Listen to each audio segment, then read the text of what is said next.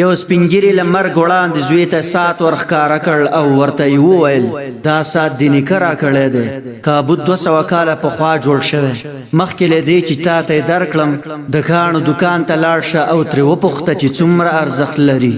زوی د کاڼو دوکان ته لاړ او چې راستون شو پلار ته یې وویل $1.5 یې ارزښت ورته وټاکلو پلار یې ورته وویل که باړي ته لاړ شه